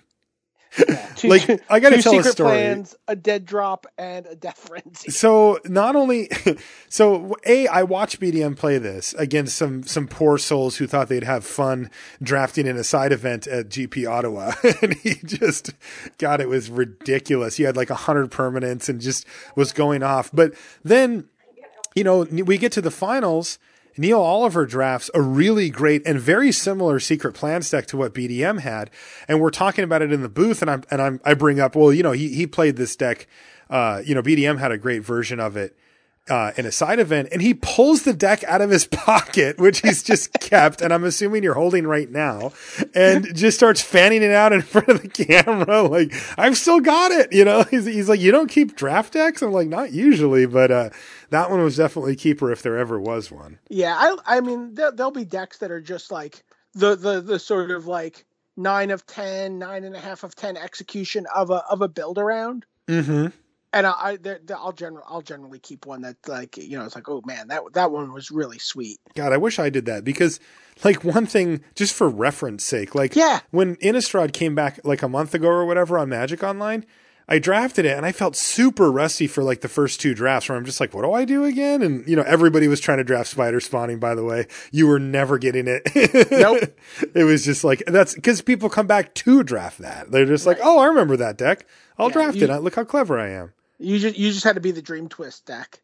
Yeah, basically. And I didn't get that either, unfortunately. But yeah, one of the other things about Secret Plans that I found is I got into an argument with you and Randy about it. And you guys were like saying that, you just wanted to get like 2, 3 of them if you could get them. And I was like, well, I get the first one, but then I don't want multiples as much because they don't do much on their own. And like, I don't want to overload on the not doing much. And I want to make sure I have a lot of slots. So I don't prioritize the second one. I'll take it like if it comes later or try to wheel it or whatever. But I was definitely wrong about that because after you and I and Randy had that discussion, I'll try it out or whatever. And I was drafting a Secret Plans deck and I opened one in the 3rd pack and I'm like, well, put on the scuba gear. Here we go. And I just took it and, didn't do what I had said before. And it was like, I mean, sure. I actually got lucky and ended up with 3 of them, which I think is pushing that a little bit. Like I lost 2 games where I had all 3 on board with a morph and I just got killed that turn. Like if I flip it up, I can never lose. But like, I spent 3 cards from my hand to play 3 different Secret Plans and they don't do much on their own, Right, yeah. So that was pushing it. But anyway, especially the second one, it was just great. Like you flip up 1 morph. Anything, just flip up a morph with 2 Secret Plans and not be dead to the crackback or whatever. And you're like in such great position because of what I said before. You stop missing land drops and you start hitting every single morph and you just go off. Yeah. And heaven forbid it's, a morph that has some huge impact, that heaven forbid it's 1,000 wins or an Ice Feather Aven. Oh, the Ice Dad. Yes. Yeah. I did that on Friday. We watched Neil unmorph 1,000 wins with, was it 2 Secret Plans in play? 2 of them, yeah. 2. That's, it's just like, oh my God, how I don't even know how you calculate that card advantage. No, that's just the most absurd, and especially in limited, right? Where we're not talking about cube here. Yeah, we're talking about normal people limited. It was pretty insane. What about other archetypes? Like, have you tried out? Goblin Slide / Quiet Contemplation. I have. Is it a thing? I lean on you for this. It is apparently a thing. I have not been able to figure out what the. So I lost in the finals to a deck that played. There's no way it's a thing then. If you can't figure it out, it's just not there. I lost to Slide, Contemplation, Jeskai Ascendancy, Cranial Archive, double Bloodfire Mentor. What? Yeah, the deck was just wow, it was, with Ascendancy too? Yeah, the guy just went deep and like was just Wow. stacking things so that like he would get goblins and they would get the bonus from the Ascendancy, and like they were like pseudo vigilant because you know he'd attack, but then you'd be like, you know, he just always had another spell, right? Yeah. And so like they would untap from the Ascendancy and he was digging, he couldn't deck himself. I'm like, oh well, maybe I'll deck him. He's like, oh no, of course not. He's got a Cranial Archive. Why wouldn't he have a Cranial Archive? Of course, he's got all of it. Yeah, you know, but you haven't been able to do this yourself. I have not. I've not been able to pull it off. I mean, I know Luis likes Goblin Slide. Yeah, I mean, he talked about it on the show last week, and he said I just don't feel like I have enough possible. spells. Yeah, that's exactly it. I just don't feel like I ever have enough spells. I feel like maybe what I need to be thinking about is banners. Like I feel like if you're gonna go into that deck, then maybe you need like some kind of like, you know, a banner that you can cash in for a card later. I mean, the thing, like, so I wrote about it in the first week. Yeah. And I was like, or I got those cards as preview cards. And when I wrote about them, I said, here's the challenges. And the challenges I felt were fundamental challenges. And I'm not talking about things that you can just sort of work around. I'm talking about like, this is really bad, which is that your deck as a limited deck is going to need creatures. It just needs some amount of, like, you can't just play 10 creatures and expect to just win a whole bunch. Like, you need special things to happen to make that work. So you're going to need 12, you know, I mean, 15 is a totally normal amount of creatures in a deck. If you go down to 13, it's like, okay, well, sure. But when you get down to 12, 10, you know, like, you're starting to really push the boundaries, because you're just getting beaten down. You're playing spells that don't affect the board immediately, and any creature they cast does, even if it's crappy. It's just like a face down morph. It's like, well, here, take 4 then. And then you need to the draw problem your is you just can't find a balance. Yeah. And then you need to draw your cards in order. You need to, like, you know, get your Goblin Side in play, and like, you know, have a quiet contemplation that then makes you a goblin, and then you play your Hordling Outburst, and then you know, tap their guy, you know, their Snowhorn Rider that they unmorphed and smashed you with. You know, like yeah, it doesn't feel super great to me. Like the other day, I just kind of like, you know, Kin Tree Invocation has been kind of a, you know, maybe a little bit of a deck, like just well, that's what I would look for. I would look for creatures that aren't creatures, and there's not that many. I think you've named most of them here. Right. Like, you know, especially the good ones. Like, Kin Tree Invocation's great, but if you'll note, it's nowhere near blue or red, right? And so now you're going deep, and if you're going to go deep and play 4 or 5 colors, you don't need to do anything cute. All you need are good morphs. That's it. Yeah. Just turn them face up, and you're like, hey, look, my deck's awesome. I can hit you from top, from bottom, from the side. I can go big. I can go wide. Like, these morphs just give you all these different great abilities, and why bother tapping out 3 mana to play an enchantment that doesn't do anything if you can just use all those different colors for morphs? Right. I've convinced you. Yeah. No, I'm just not a big, it's just not what it's just not a format that where not playing a creature is rewarded. Right, exactly. And my gut says that's probably true for limited in general. Like, it would take a special format where you could, you know, not affect the board immediately. Well, and imagine be able to do stuff. Imagine if suddenly this format had Incinerate. Mm-hmm. Do you know what I mean? Like, just like 2 mana or Searing Blaze, not Searing Blaze, Searing Spear. Searing Spear. Sure. You know, whatever it is, doesn't matter, right? Like, you know, and you're like, okay. So I play a Goblin Slide. I say go. You know, you play a morph. I untap. I go Searing Spear, pay 1, make a guy, kill your guy, attack for 1. You know, and you're that sequence is very appealing. Right. Then it's like play. You know, then they play a morph. You untap. You play Quiet Contemplation. You play 1, pay 1. You make another goblin, and you unsummon their guy. Sure. Right? Do you know what I mean? Like no, I know exactly what you mean. If you had like these blue-red tempo cards, but like the tempo cards that you have. I mean, obviously Force Away is really good in this deck. Mm-hmm. And that's the best one, but like you don't get maximum value in Force Away. Like, you know, it's like Crippling Chill. Like everything starts, like all the cards start at 3, and there's no Doomblade, there's no Bolt. You know, there's Totally. You know, Bring Low costs nice 4. Throttle. Right, Throttle costs 5, Bring Low costs 4. So like it's really like if Arc Lightning was a common, God forbid. Yeah, right. You know, it would be awesome, right? You'd be like, oh, this is great. Arc Lightning, your Highland game, and your morph, and pay 1, make a goblin attack. You know, that'd be a pretty sweet turn 4. Right. Yeah, this is the type of thing where maybe Limited has kind of passed by these type of cards, right? Where there's a really, really fine line. And I think, you know, my gut says that Wizards should push the line, right? Oh, like man, they should make these. Yeah, I think that they should make these build around me uncommons. I think they should push it, and the reason I think they should push it is because they inherently ask a lot of you, right? Like you have to play a card that doesn't do anything else and needs other cards to make it work. Yep. Like it doesn't matter what those other cards are unless it just says whenever you play a land or a spell or something silly like that. But, you know, if it's any type of specific spell, then, you know, you're going to find yourself in a spot where you are going to lose games because you're running that card. So the upside has to be there, right? And if it's like so, I mean, like you have to pay a mana on these things too. Pretty tough to do. Yeah. Quiet Contemplation seems like actually might be a better card to me than Goblin Slide. That's what I thought too, but I talked to Luis and he thought Goblin Slide was better. Yeah, like here the thing is I could see being in like just like a blue-white like aggro deck.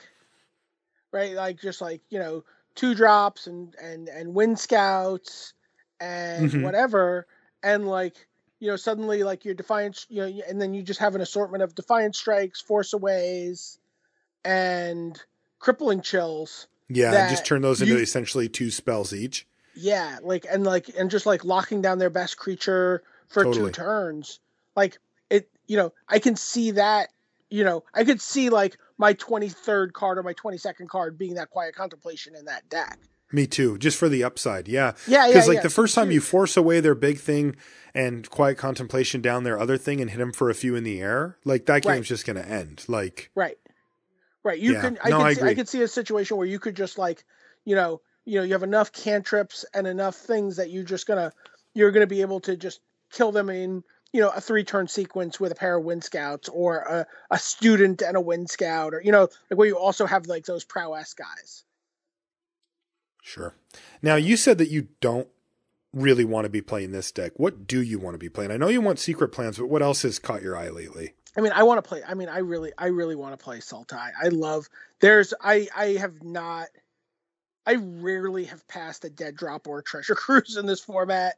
Okay. You know, I really want to be, I just want to be Sultai with like 7 or 8 non-basic lands, you know, and maybe just valuing out. Yeah. Maybe splashing a teamer, you know, like a Snowhorn Rider, or or splashing an Abzan Guide, or, you know, something else that's just kind of awesome because my mana is really good. You know, I just want to cast, I really do want to cast Scout the Borders, and, you know, I want to play Sultai Soothsayer into find my dead drop you. So you just don't want to feel guilty about casting your Scout the Borders. Correct. You want it to be good. Yeah. In the deck that you've built. I want to rip through my entire deck and I want to give myself a little bit of a sweat. Am I going to be able to kill this person before I run myself out of cards? Like I want Sultai to be just good enough that I consider the triple backer. You know what I mean? Like I want to be thinking, I'm like, man, do I need to play 3 extra cards to make this viable? You know what I mean? That's awesome. Where I want to be, but I'm not. I mean, I'm not. It's, you know, Thrill Seeker, you know, BDM. Yeah, Khans is not like this kind of like it rewards your fluidity. Like we were talking about Sam Black's draft, right? His 5-color Leaping Master deck, right? Mm-hmm. And to me, that was a jazz deck. You and I talked about that on the air. Yeah. Right? Like it was like, it wasn't like some super creative deck in the sense of like, oh, I found this crazy combo and I built it, or I found this build around and I made it work, right? It was just like, here's my mana. Here are the cards that are going around. I'm going to keep taking these non-basic lands more highly than everybody else. And then I'm going to look at what they can't play in the third pack or late even in the second pack. Like, he had cards that were essential to that deck that he would get like 11th and 12th, like Sultai Soothsayers, that people they're like, well, I can't play it. The mana is not there for me to splash this, because he was taking all that mana. So I think it's a very improvisational format, but I don't think it's a very build around format. Like, Sam went, like, he was not gardening or architecting. He was going like full Jackson Pollock on that draft. Just like he was creating something abstract and beautiful at the same time. He went 3-0 with that deck, right? He did. Yep. Yeah. In fact, 3-0-6-0, just didn't even drop a game with it. Yeah. I mean, it was just like, which actually surprised me a bit. I thought that deck had some issues. 5-color Leaping Master, man. Yeah, like I like 5-color a lot, and in some ways it doesn't matter what you play. In some cases, as long as you can cast your cards. But he was definitely missing some of the payoff cards for being 5-color, and had some pretty low power stuff in there that had a role. It wasn't like it was useless. And like I said, sometimes the cards end up being interchangeable as long as you can cast all of them. But definitely, your payoff being a Leaping Master after you go like tap land, is not great. But the Leaping Master was there to just like, was a lotus petal for him. Right. Right. It was like a disfigure lotus petal. It was that, right? Or like a gain 3 or gain 4 lotus it was like, petal. I'm going to kill you. I'm going to kill your, I'm going to trade with your morph. Or you're not going to attack your morph into my guy, right. and then I will, and then I'll use that mana to play, something out of my, with Delve, right? Sure. Whether that's Treasure Cruise or Dead Drop or Hooting Mandrills or whatever. Yeah. He's Sam Black, like, he's very good. So, he's also able to pivot roles pretty nicely too. And I saw him, go from that role to give my Leaping Master fly and attack you with all these things, pretty fluidly as well. Yeah. I mean, that's the thing. Like, Leaping Masters, like, you're playing 22, you're playing like 18 lands, sometimes 19 lands in this format. A card like Leaping Master, in those decks gives you just something to do, right? You've controlled the board.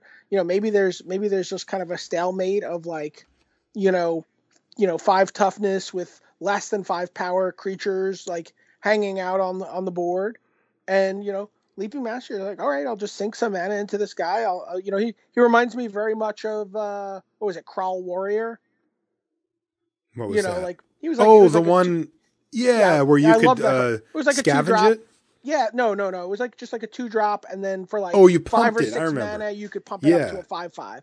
Like, I remember that guy. Obviously, a different dynamic, but it was the same thing, right? It was just like, hey, it's just this kind of crappy dude, just like a generic 2-drop, but like in the late game, it does something that, depending on how you attrition your opponent's resources, that 3 mana is just great, right? It's just like, yep, 3 mana every turn to just do 2 damage to you. Perfect. Yeah, or block a flyer or whatever. Yeah. Which right. Is certainly relevant. We saw the that was the game Neil Oliver lost, right? Yes. Because his opponent top decked Leaping Master so that he could chump block the 1,000 wins. Yeah. Leaping Master to me was the card of that tournament.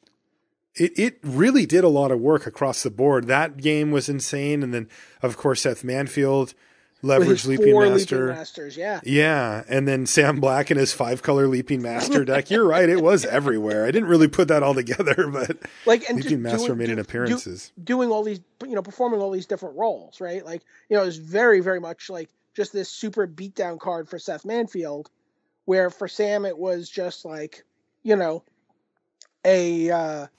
was kind of like this kind of like, okay, this is what I need in the early turns. I just need to trade creatures and let my mana come together so I can take advantage of all these powerful spells I have in the late game.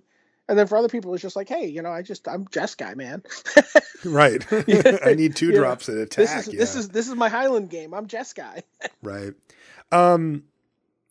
Before I let you go, I want to know what card you hope to open, and it can't be.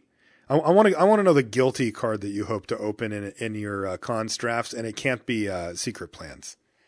Can't be Secret. I know that it's easy to say, well, I sure hope I get a Wingmate Rock, right? But that's kind of boring. Everybody hopes for that. Yeah, I don't know honestly, a card that you're kind of like hoping to see. Is it like I'm always hoping to see a Dead Drop. Dead Drop's your guy. I love Dead Drop. I love it. I love just setting up. I love setting up to get to pull the Dead Drop off. You know what I mean? Like you love maneuvering the board state so that you can whittle them down to their 2 best creatures. Like where you're doing it and like you're trading your own guys so that you have enough mana to do it. You know what I mean? Like just like setting up, and it's just like such a backbreaking card. And when it works, it's just so you just feel so good. It really does feel great when you get to go. And the best part is that there's a similar ritual online and live, where you see people start looking at their graveyard and start taking huge chunks of their graveyard out. And you're like, no, not Dead Drop, anything but Dead Drop. And then of course it's always Dead Drop. Yeah. I've definitely had a couple of games where I'm like, okay, Water Whirl, you're 2 crappy guys, untap, Dead Drop. Ooh, that's nasty. Yeah. I love it. I love that card. I'm kind of surprised, honestly, that card hasn't found some home in Standard. I'm a little surprised too. Like maybe not a main deck card, maybe a sideboard card, but it certainly seems like a game breaking card. I could see like even the Abzan decks being able to just you're just looking to punch through. I don't know. And they go right through their stuff. I mean, the fact is, if the Abzan player plays out their creatures and they live, they win. Right. And if they die, then they're filling up the yard for a Delve card. So right, I'm a little surprised by that too. Just like as a 1 of or a 2 of or something in the board. Yeah. Yeah. Maybe there's just better options that we're not thinking of, but I'm sure there are. I mean, you could just Treasure Cruise, but right. Now, before I let you go here though, BDM, I wanted to give you a chance to talk about something quite exciting for you. You have started, along with a couple of your business partners / friends, a Kickstarter for a brand new game that you've made. Yeah.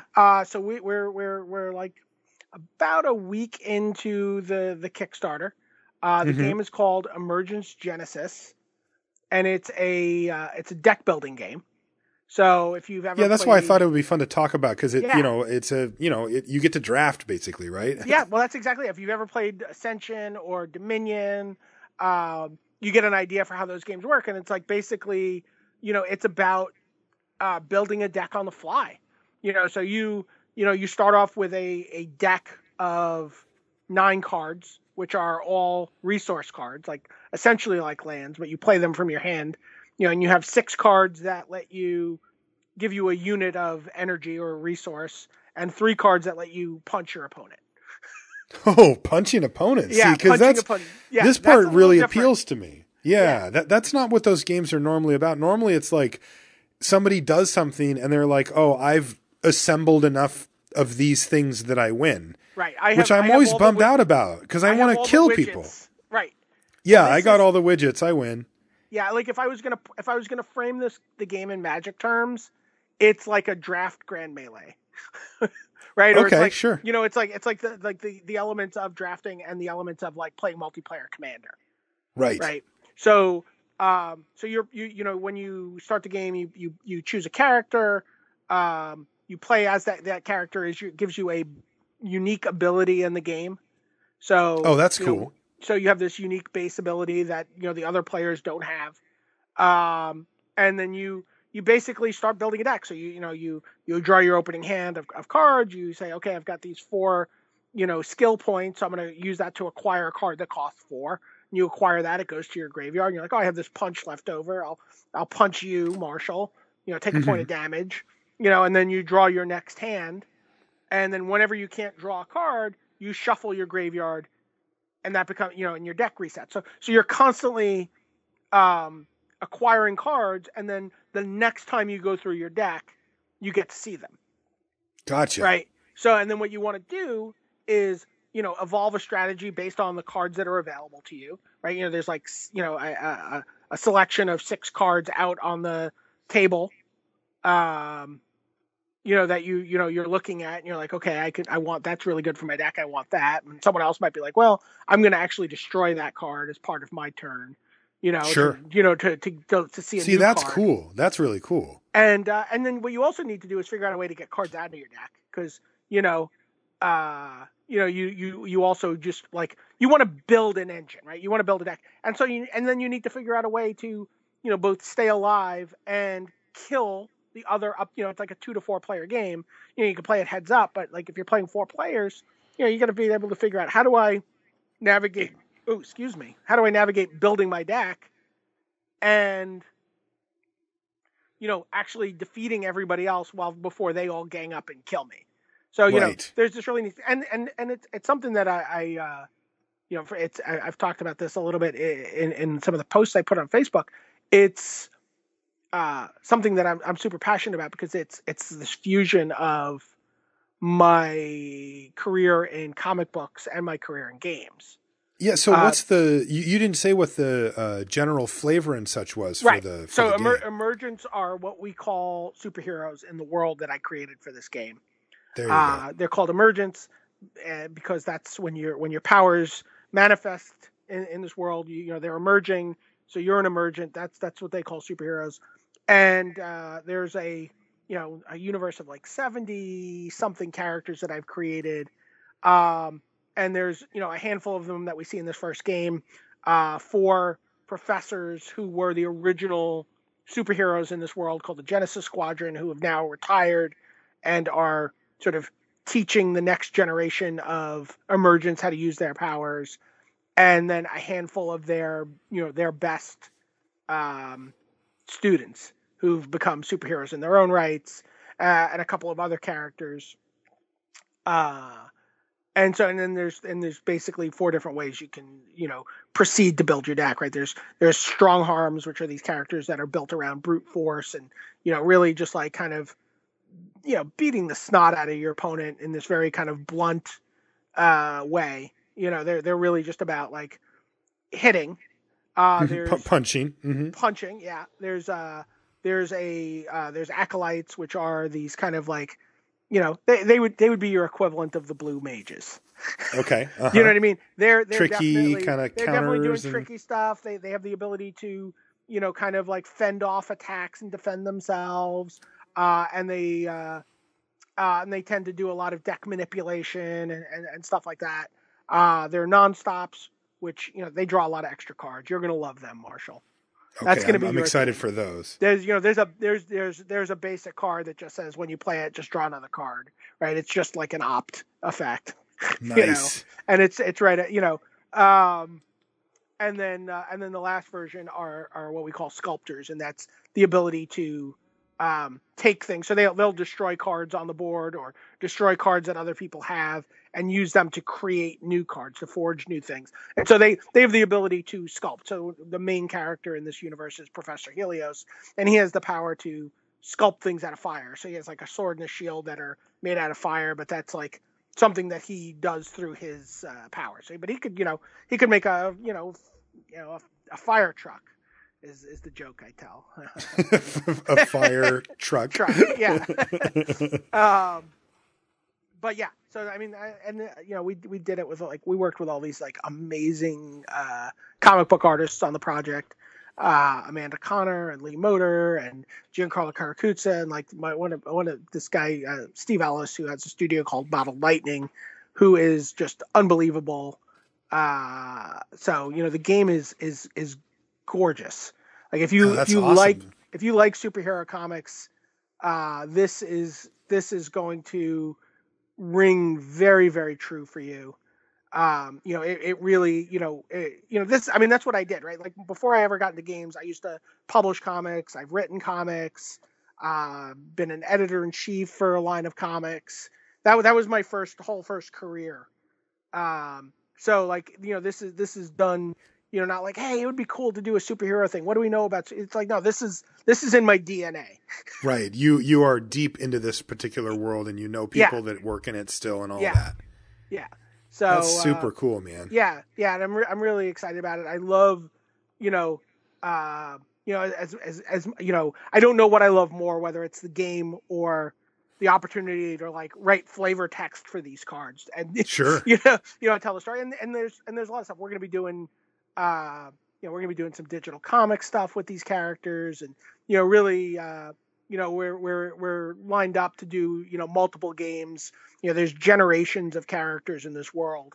Lined that up you can use kind of like as an expansion for the game. Yeah, that we can keep it going. Or another. I'm really looking to sort of camp in this world for a little while, and this is kind of what I want to be, doing with my day job.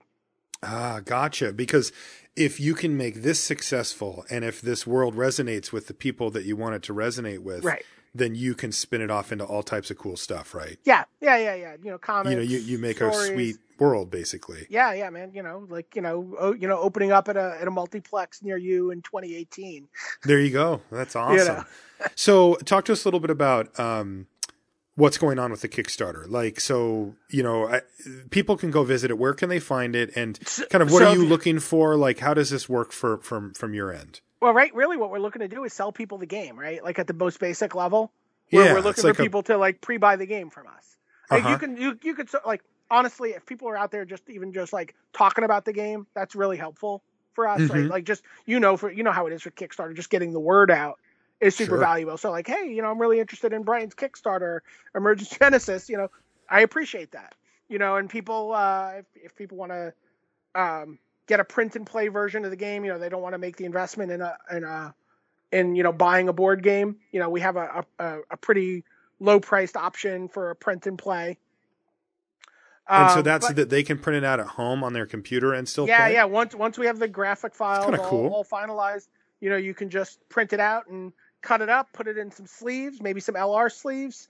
There you go. And and play with your friends. And it's a fun game. It's gonna how it's a good game? How? Because you're gonna be mad at your friend when you're done playing. That's perfect. That's what I want. You're gonna be like, God, you know how I get it, Nate Holt, when we play Commander? It's gonna give you that. It's gonna give you that kind of like agita, as my mother would say. I like that, though. That's the thing that I've never been attracted to about deck building games, is that I just feel like I didn't beat anybody. I just played solitaire a little better than they did. Right. Yeah. And that's definitely like people talk about that, like the cell phone phase of those games, right? Like it's the cell phone phase. Like my opponent's taking their turn and they're going off, and I'm just you're checking Twitter. I'm checking Twitter. But like here, like you actually have cards in your hand. Like if someone does something to you, they have to be like, oh, did he draw that card? Can he actually just, blow me out here if I go for a big, kill shot here? Is he going to actually, have a counter to what I'm doing and like actually send that damage back my way, or it's what's going to happen? And so you have to make that decision. I think that's great. That sounds really fun. And then are you going to leave yourself wide open for the next person to go? So it's really cool. And then, we have, you can buy a copy of the game, right? So we, it's, basically, and I appreciate it. I'm very grateful. And so, we have a number of ways. So there's other things you can do. You can get artwork, original artwork from the game. You can get a sketch.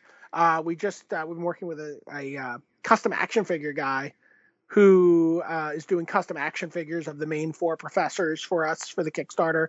And there's some pictures up now of how those things are starting to come together on the update page. That's cool. And, it's just like a lot of fun stuff. And but I mean, mostly, honestly, I just want people. For me, to me, Kickstarter, I want to sell you a product. Right. Here's the product we're trying to make. So I just really want to sell people the game. I thought that would be good. I get enough people who post something on the Facebook page. I'll make a sculptor who makes things out of cards called the Draftsman, who'll bear an uncanny resemblance to one Marshall Sutcliffe. Oh my God, the Draftsman. The Draftsman. I'm in on the Draftsman. Oh man, now I'm really motivated. Because I thought it would be cool to have you come on and talk about it for a little bit here. Normally I try not to do stuff like that on the show, but when I see an opportunity like this where it's like, on one hand, I can help my friend who's clearly passionate. You've put in a ton of effort and stuff into this project, but on top of it, I do think it's relevant to the audience because it's a drafting style game, which is important, but also it takes this extra step of that interaction. And I think that's really cool because I've played Dominion before and I've played Ascension and I've never stuck with them because I just felt like I could have almost done this by myself, Right. and like that just didn't hit that nerve for me. But when you told me that there was going to be interactive and that it was about you going after them and getting them, it just completely changed my mindset. And I thought, maybe the listeners might be interested in something like that too. So I thought it would be fun to talk about. I think it'll be a lot of fun. And I think I'll if you follow me on Twitter or Facebook, you'll see certainly for some people in New York, I know we're going to be doing a couple of game demos. Once I get back from Worlds, we have some stuff lined up at some local game stores to show off the game. And there's a gameplay video on the Kickstarter page. So if you want to see how the game plays, you can look at that. Can people see what the cards look like on the Kickstarter too? We have a bunch of cards up there. I think Monday after Thanksgiving, we're going to be posting the box cover. We just got the box cover art in. Oh, cool. And so we're just getting the final, graphic treatment on that, getting the logo placed down and getting all the colors finalized. But the box is gorgeous. And, okay, well, that's really cool. Yeah, I'm excited about it. And, take a look. I mean, I certainly, it's always, I always feel weird about Kickstarter. I don't want, but if it's something that's interesting to you, I could certainly, it's something pretty important to me, and I would love to get a cool game into people's hands. So yeah, I think that's great, and you've gotten off to a great start here too, and hopefully a nice push to the finish, and you guys can meet your goals and get a nice push on the game. I think we're going to we're over 50%, significantly over 50% at this point. About a week in. Yeah, so, you got. I mean, just based on experience with Kickstarter, I'd say you guys are good to go. I don't want to jinx anything, but yeah, no, I know. But I like. Oh, please, I'm terrified. Are you kidding me? Yeah, no, trust me, dude. I know. I less obsessively, waited for girls to call when I was in high school than the frequency with which I check my Kickstarter page. Oh, I know, buddy. I know how that goes, and I mean, but the good thing is that I think that. With these new ways to get these type of things out, I did the Kickstarter for the show and I've done the Patreon now, is that it lessens a lot of the borders. Like, I think that, people look at it a lot more like right? Like, it's not just like some company put out a game. It's like Brian David Marshall designed this world, wrote this thing, made these characters. His fingerprints are all over this game, right? And of course, oversaw a lot of it, right? Like, you're not going to put out a crappy game or one where like the artwork all sucks, but you just have to shrug and say, well, this is what we got. Like, you're not going to get behind that and get all excited and come on the show and talk about it. I've done a lot of licensed games. I mean, that's what I do when I'm not doing, I mean, people see me doing coverage stuff all the time, but out in the real world, and I've made digital card games, and I've made, multiple license. I designed the Twilight board game, and then, and I'm really proud of what I did, right? Like, do you know what I mean? Like, creating a game that worked within the constraints of that license, and that the licensing agency, would, agree, like, yes, this is something we want to grant the license to, and we feel like this is, faithful to our brand, and that, is going to be accessible to people who are buying Twilight product but don't buy board games, right? You know what I mean? Like, within all those, I am really proud of what we did on that. But that's not the game I'm going out there and trumpeting and saying, like, this is something, this is something very different, right? This is this really, worked with this lead designer, Anthony Conta, who has been passionately pursuing this project for 2 years now, actually. Wow. And then I had this world, and, that is built for, really built to be in a game, right? The character, the way it's designed, it's built to live in both worlds. And we were able to really, with my game experience and his narrative experience, be able to both contribute on both sides of that and really pull this together and create something that is, we're both like, yeah. I mean, I hate to keep hitting that passion, but it's something that we really both believe in pretty strongly. Yeah. And where can people, I mean, I'm obviously going to put a link in the show notes. So if you want to go to the Kickstarter to check it out, they can do that. But what's give us the name? It's Emergents: Genesis. And that's not Emergence with a CE. No, it's EMERGENTS. So yeah, emergent. Like you are an emergent. An emergent, right, is what a superhero is in this universe. You can also, like, on Facebook, we have the Emergents Genesis deck building game page, and if you just like follow me on Twitter, you'll see 9 million things about it until the Kickstarter subsides. Yeah. So, or once we cross the threshold, I'll probably be a lot easier on it too. Yeah, for sure. But yeah, and like you should, by the way, take advantage. I'll send you them. We just put up some badges for Kickstarter supporters with some pretty cool art. You can. Okay. Cool. So I'm in that group. Like I said, I've already put my money where the mouth is, and I think that this is a really neat project, and I'm always excited to see my friends, really put themselves out into the world with this stuff too. I mean, it's scary, man. Like, like you've been in this business, so you understand making games and stuff, but you know how it is when you put your own self behind something versus, like you said, like completing a project for another company or whatever. It's such a different thing. Yeah, absolutely. Well, we'll play. So, we can play on Sunday when we're in France. Oh, great! Yeah, I'll bring it with me. We'll play. I'll tweet something or whatever, but that sounds cool. And then, I guess we just need to get enough people in here to get the Draftsman made. That's like all of a sudden high on my list. But yeah, so for you guys, the listeners, if you want to go check out, you can do that. I'll put the link in the show notes, and you can find the Kickstarter. And if that's something that appeals to you and you think it's cool, go ahead and jump in and join the ride here with BDM. It should be really cool. Yeah, I mean, BDM, and again, just tweeting and talking about it is super helpful. Money's better. Oh yeah, money's better. Money's better, but tweeting and talking about it is definitely very helpful. So okay, so people can keep that in mind too. Yeah. If people want to catch up with you on some of your other Magic related stuff, where can they find you? I'm always Top 8 Games on Twitter. Yep.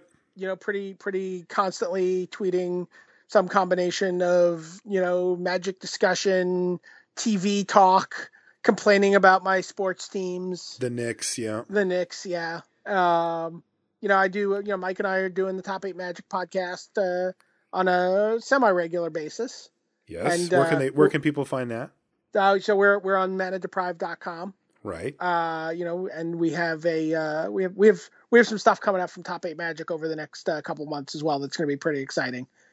Okay, so good. There's some little tidbits. Yeah. And you said that there is a Facebook page as well for Emergents Genesis? Yes. Yeah, it's Emergents Genesis deck building game. Okay, and people can go, what do? They like it, and then you update it sometimes, and then they see it? We update it constantly. So, okay. Liking it is great, and if you want, there's some we have some of those Kickstarter badges there, and we have information about the game, and links to some of the articles and the Board Game Geek reviews and all that kind of fun stuff.